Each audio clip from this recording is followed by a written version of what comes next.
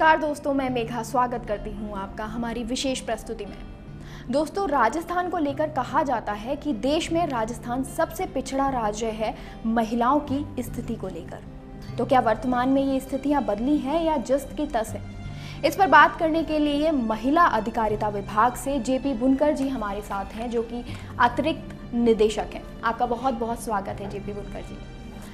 आज सबसे पहले जेपी बुनकर जी से बात करेंगे कि बाल विवाह के लिए जो कानून बनाए गए हैं, क्या वाकई वो कारगर साबित हुए हैं या फिर उनका उल्लंघन लोग लगातार कर रहे हैं। सबसे पहले सर आपसे जानना चाहेंगे, बाल विवाह किसे माना जाए? देखिए कि बाल विवाह, जो भी लड़की 18 वर्ष से कम उम्र में उसकी शादी होती है और लड़का जिसकी 21 वर्ष से कम आयु की उम्र में शादी होती है, वो बाल विवाह माना जाता है। और बाल विवाह सदियों से जो है हमारे समाज की एक गूढ़तम जो है बुराई है और नीचे तक काफ़ी टाइम से ये जो है जड़ें जमाई हुई है समाज में। बहुत ही ये एक सामाजिक बुराई है और सामाजिक बुराई के साथ साथ ये एक कानूनी अपराध भी है। 1929 में पहली बार जो है बाल विवाह निषेध अधिनियम लाया गया था। उसके बाद 2007 में बाल विवाह प्रतिषेध अधिनियम लाया गया और उसके बाद राजस्थान सरकार ने 24 अक्टूबर 2007 में बाल विवाह प्रतिषेध नियम बनाए गए हैं, वो राजस्थान में प्रवर्तन हैं। उसके बाद मैं आपको बता दूं कि बाल विवाह जो है वो उसके कई कारण हैं। सबसे पहला कारण तो जो है ये माना जाता है कि लड़की को पराया धन समझा जाता है आज भी, और सदियों से माना जाता है। कई बार बात होती है समाज में तो महिलाएं ही कह देती हैं कि ये तो पराया धन है भाई, इसको तो आखिर जो है पराये घर जाना ही है, जल्दी से इसको यहाँ से फ्री कर दो जो है। दूसरा, इसके सामाजिक और शैक्षणिक और आर्थिक कारण हैं। सामाजिक और शैक्षणिक कारणों में जो है एक शिक्षा का अभाव है। शिक्षा की वजह से जो है वो लड़की जो है समझ नहीं पाती है, बोल नहीं पाती है, उसमें एक कॉन्फिडेंस नहीं आ पाती है और वो घर वालों का विरोध नहीं कर पाती है और जैसा घर वाले कहते हैं वैसा वो कर देती है। आज लड़कियों में शिक्षा का स्तर काफ़ी बढ़ा है। दूसरा इसका कारण है कि जैसे ही लड़की जो है वो अडल्ट होने जाती है तो घरवाले ये समझते हैं कि जल्दी से इसका विवाह कर दिया जाए। इसकी सुरक्षा को लेकर, लड़की की सुरक्षा को लेकर के भी जो है कई शंकाएं घरवालों के मन में होती हैं। तीसरा जो है ये रहता है कि घरवालों के जल्दी से जल्दी जो है माता पिता जो है लड़की की शादी करके और अपनी जिम्मेदारी से मुक्त होना चाहते हैं। शैक्षणिक कारणों में शिक्षा का स्तर जो है वो भी काफ़ी हद तक जो है बाल विवाह का कारण है। और आर्थिक कारणों में एक गरीबी सबसे बड़ा कारण है। गाँव में लोग ये सोचते हैं कि जैसे बड़ी मुश्किल से जो है आदमी पूरे जीवन में कुछ पैसा एकत्रित करता है। मान लीजिए उसकी 3-4 लड़कियां हैं तो वो ये सोचता है कि अभी मैं करूँगा, पूरे काफ़ी टाइम से मैंने बचा करके पूंजी इकट्ठी की है और अब एक बच्चे की शादी करूँगा, अगले 2 साल में फिर करना पड़ेगा, मैं कहाँ से पैसा लाऊँगा। तो वो ये सोच करके और जो है उस दूसरी बच्ची की, जो भी बच्चे होते हैं उनकी जो है वो कम उम्र को ध्यान में रखते हुए भी, जानते हुए भी कि ये कम उम्र की बच्ची है और नहीं करनी चाहिए, फिर भी वो जो है आर्थिक कारणों से उसकी शादी करता है। तो आप जैसा बता रहे हैं कि बाल विवाह जो होता है, लड़कियों की शिक्षा नहीं होती है, इस कारण भी परेशानी आती है। तो क्या ये शहरों में भी देखने को मिल रहा है या फिर गाँव में ही बाल विवाह सबसे ज़्यादा? बाल विवाह का प्रभाव वैसे ग्रामीण क्षेत्र में ज़्यादा है, हालांकि शहरी क्षेत्र में भी जहां कुछ एरियाज़ हैं जहां इस तरह की जो है बाल विवाह होता है। ग्रामीण क्षेत्र में बहुत से समुदाय ऐसे भी हैं जो आपस में आटा साटा करते हैं, जैसे जहां लड़कियों की जो है कमी है, लड़के ज़्यादा हैं कुछ समुदायों में, तो वो लोग जो है लड़की दे करके और लड़की लेते हैं, तो आटा साटा भी एक कारण है। तो कई कारण गाँव में जो है होने से गाँव में ज़्यादा है शहरों के बजाय। तो इतना समाज बदला है, वर्तमान स्थितियाँ बदली हैं, उसके बाद भी मनोस्थिति में लोगों की कोई कमी नहीं आई है, अभी भी बाल विवाह जारी है। हाँ, अभी भी बहुत से क्षेत्रों से जो है हमें शिकायत आती है कि वहाँ बाल विवाह हुआ, अखबारों में भी आता है। जैसे अभी पिछले दिनों में चित्तौड़ में जो है घटना घटी, उसमें 2 बच्चियों की जो है नाबालिग की शादी की गई और चूँकि उसको प्रशासन ने गंभीरता से लिया और उसमें काफ़ी लोगों को जो है गिरफ्तारियां भी हुई हैं। और चूँकि बाल विवाह एक ऐसा अपराध है, इसमें जो भी कोई व्यक्ति ये जानते हुए कि बाल विवाह हो रहा है और उसकी सूचना नहीं देता है या उसमें भाग लेता है या उसको बाल विवाह करने को उत्प्रेरित करता है या निर्दिष्ट करता है, तो वो सब उसके लिए अपराधी हैं। और उसमें न केवल माँ बाप जो है, बल्कि उसमें उस फेरे करवाने वाला पंडित भी है, हलवाई भी है, जो भी कोई सेवा प्रदाता है किसी भी प्रकार की, जैसे घोड़ी की या किसी भी प्रकार की प्रत्यक्ष या अप्रत्यक्ष रूप से जो भी सेवा प्रदान करता है विवाह के दौरान, तो वो सब लोग जो है उसके लिए मुलजिम हैं जो है।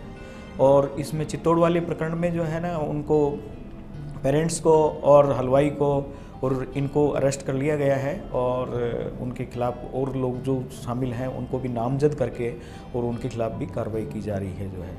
तो बाल विवाह एक ऐसा है अपराध जिसमें कोई भी प्रत्यक्ष रूप से, चाहे वो कोई हो, मतलब जिसको भी ये पता है कि भाई बाल विवाह होने जा रहा है और वो मान लीजिए कि उसको शिकायत की नहीं करता है प्रॉपर जगह पर, तो वो उसके लिए अपराधी है।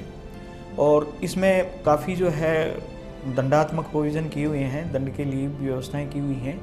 जैसे इसमें सबसे पहले जो है वो कोई शिकायत करता है, तो क्योंकि अभी भी गांव में इतना माहौल इसके प्रति नहीं है कि बाल विवाह अपराध है, तो पहले ये रखा जाता है कि भाई समझाइश से वो मान जाएं तो ठीक है और ना करें तो वो ठीक है। लेकिन अगर समझाइश के बाद भी वो नहीं मानते हैं तो सरकार ने जो है सभी एसडीएम्स को अपने अपने उपखंड क्षेत्र में और तहसीलदारों को अपने अपने तहसील में जो है बाल विवाह प्रतिषेध अधिकारी नियुक्त किया हुआ है।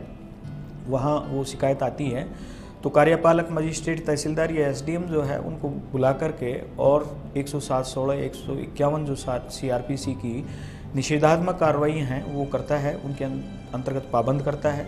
और फिर भी अगर वो नहीं मानते हैं तो संबंधित मुंसिफ मजिस्ट्रेट के यहाँ जो है वो उसकी शिकायत करके और उस बाल विवाह के विरुद्ध जो है निषेधात्मक कार्रवाई करवाई जा सकती है, बाल विवाह को रोका जा सकता है और उनके खिलाफ जो है जो भी संपन्न करवाते हैं तो उनके खिलाफ वो कार्रवाई करवाई जा सकती है। इसमें ये भी एक व्यवस्था दी हुई है कि जैसे ही किसी बच्चे का बाल विवाह होता है और वो अडल्ट हो जाता है, वयस्क हो जाता है, तो वो वयस्क होने की उम्र के 2 साल बाद तक जो है अपना शादी जो है वो निरस्त करवा सकता है, शून्य घोषित करवा सकता है। उसके लिए अगर वो बालक जो है अवयस्क है और उसकी शादी हो गई और वो उसको अनल करवाना चाहता है, शून्य करवाना चाहता है या निरस्तीकरण करवाना चाहता है, तो वो जिला सेशन के यहाँ अपने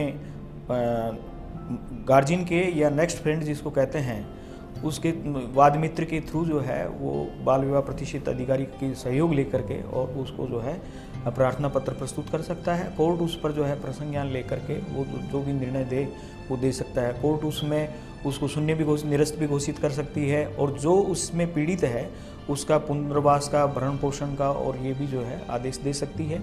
दूसरा, मान लीजिए उसी दौरान बाल विवाह के दौरान कोई गर्भ में बच्चा रह जाता है तो उसको भी जो है कानूनी अधिकार दिए हुए हैं, उसको जो है वो माना गया है, पूरा प्रोटेक्शन मिलेगा बच्चे को कानून के तहत और उसको जो भी जहाँ परवरिश हो सकती है वो कोर्ट आदेश दे सकती है।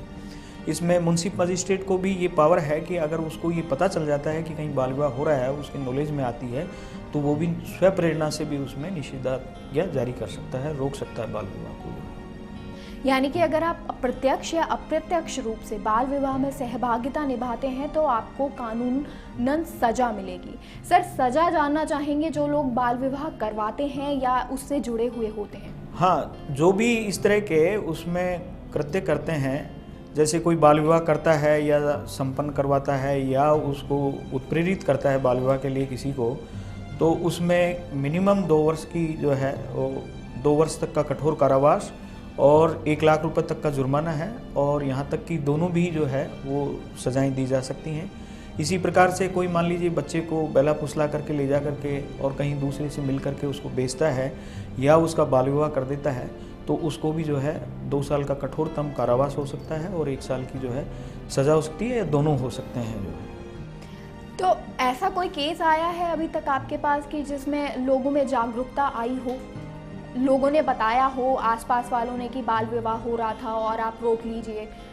हाँ, बहुत से केसेज हैं, जैसे मैंने अभी एक तो चित्तौड़ का सुनाया और एक करौली में भी आया था, करौली में हमने रुकवाया और बहुत सी जगह से आते रहते हैं तो हम उनको रुकवाते हैं। पिछली बार का मुझे जैसा अनुभव है, किसी ने एक बार मोबाइल फ़ोन पर मेरे को ही किया फ़ोन कि सब जो है वहाँ बाल विवाह हो रहा है, और उसमें केवल जो है वो ग्राम पंचायत का नाम था और उसके पिता का नाम था कि भाई वो कर रहा है, और वो कौन से उसमें है उपखंड या तहसील में वो नहीं बताया उन्होंने। तो मैंने पीओ को कहा कि भाई आप गूगल में सर्च करें कि ये कौन से ग्राम पंचायत में, ज़िले का नाम मेरे पास था तो मैंने बताया कि इस ज़िले में इस ग्राम पंचायत कौन सी तहसील में आएगी, आप खुद सर्च करके और एसडीएम को साथ लेकर के इसको रुकवाइए जो है। तो उन्होंने शाम तक मेरे को बताया कि सर ये फलां तहसील में है, और मैं एसडीएम को ले जा करके वहाँ से फलां चूरू से या शायद झुंझुनू से बारात आने वाली थी, उन्होंने रुकवाया उसको। तो जो लोग आपको कॉल करना चाहते हैं, जो अवेयर हैं इन बातों से, बाल विवाह रोकना चाहते हैं, वो किन नंबर पे कॉल कर सकते हैं आपको? वो अपने यहाँ कलेक्टर के और जिला पुलिस अधीक्षक के कार्यालय में जो कंट्रोल रूम बना हुआ है वहाँ भी कर सकते हैं, एसडीएम के भी कर सकते हैं, तहसीलदार के यहाँ भी कर सकते हैं, और हमारे कार्यालय में भी एक कंट्रोल रूम गठित किया हुआ है, और वो सुबह 10 बजे से सायंकाल 10 बजे तक क्रियाशील है, जिसके नंबर है 5196-310। और इसका प्रभारी अधिकारी बनाया हुआ है एक कार्यक्रम अधिकारी है श्री भानु प्रकाश यादव जी। तो लोगों को कुछ आप दुष्परिणाम बताना चाहेंगे कि जिसके कारण बाल विवाह रोक देने चाहिए? बाल विवाह के देखिए बहुत सारे दुष्परिणाम हैं, और उसमें विशेष रूप से उस बालिका को उस यातना से गुजरना पड़ता है, उस पीड़ा से गुजरना पड़ता है, जो उसकी उम्र खेलने खाने की होती है, स्कूल जाने की होती है। जैसे ये कहें कि हम उसको खेलने खाने की जो उम्र है, खिलने की जो उम्र है, और उस दौरान हम उसको बाल विवाह के बंधन से बांधते हैं, तो ये कितनी बड़ी जो है एक सामाजिक कानूनी अपराध है, और एक धार्मिक इसको कहें कि एक कृत्य है, ये भी पाप का भागीदार बनता है जो है। क्योंकि ये बायोलॉजिकल जो है प्रूव हो चुका है कि लड़के की शारीरिक विकास की जो है उम्र वो 18 साल तक होती है, और लड़का है उसकी 21 साल तक जो है शारीरिक विकास होता है। अब आप सोचिए कि किसी बच्चे को हम उसके शारीरिक विकास जो प्रकृति ने उसको दिया है उसको ही हम रोक देंगे, तो कितना बड़ा पाप हम उसके साथ कर सकते हैं जो है।